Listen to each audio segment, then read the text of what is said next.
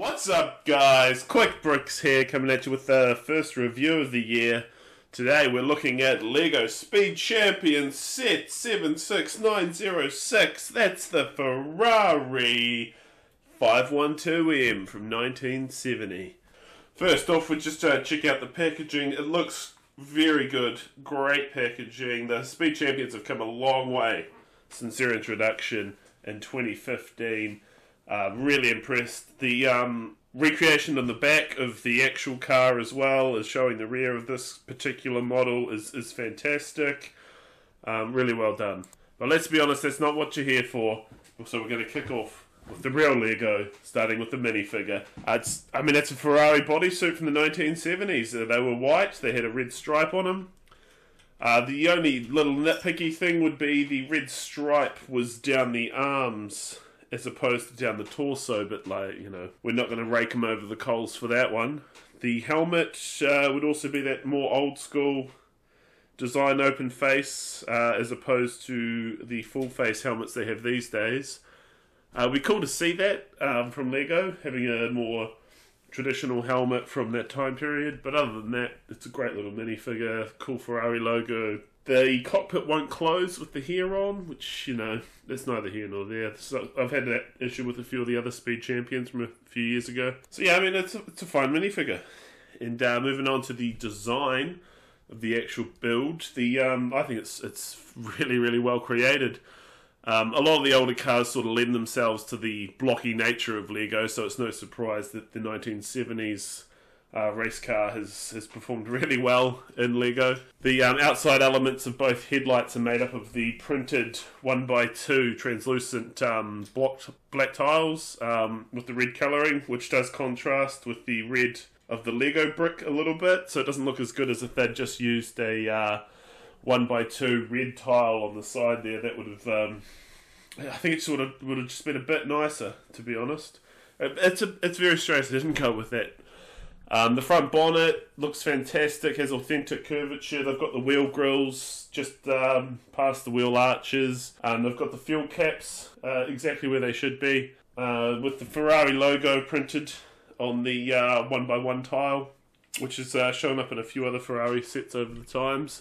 As we move further along the vehicle, the body expands to 9 studs, which is keeping in with the original Ferrari 512M. The lights below the back wings, brilliantly placed, exactly where they should be. The exhausts below that as well are very cool. The way they've tried to recreate the rear spoilers of this is interesting. They've used a see-through brick. You'll see in the pictures of the original race car that I've got up that they kind of just had 2 little pieces holding up the back wing. So they've tried to recreate that as well with the see-through bricks there, which has done a fair job. I really can't fault it, to be honest.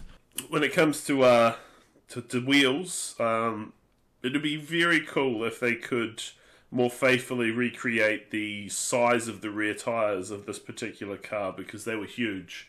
They were absolutely massive on the original car, and there's a significant size difference between the rear and the front. But apart from that, aesthetically, they've really nailed the overall look of the vehicle. Yeah, I definitely give them high praise for giving me the block headlights instead of stickers. And the building techniques used to get those were very fun. It was a very cool build to do. I've never worked with Lego like that before, so I quite enjoyed it.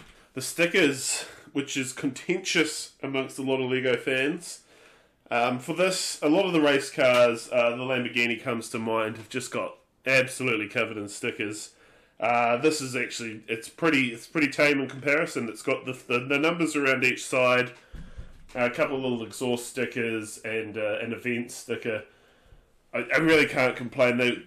It needs them. Without them, you wouldn't really associate that car with that particular race driver, so I'm not going to fault them for those stickers, and they weren't overbearing or anything. They fit in well. Yeah, much better than some of the older racing car sets. Yeah, overall, it's very little to complain about. The wheels and the front headlight brick should have been a 1x2 just red tile and should be perfect. Yeah, I know everyone was excited for the Lamborghini.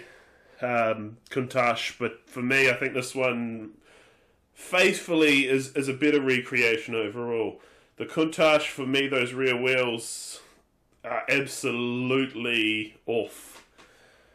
So overall, it looks great on the shelf. It's a great, faithful recreation. If I had to score it, it's a 9.5 out of 10. I don't know if I was going to do a grading system, but we're giving it 9.5. Let me know what you think.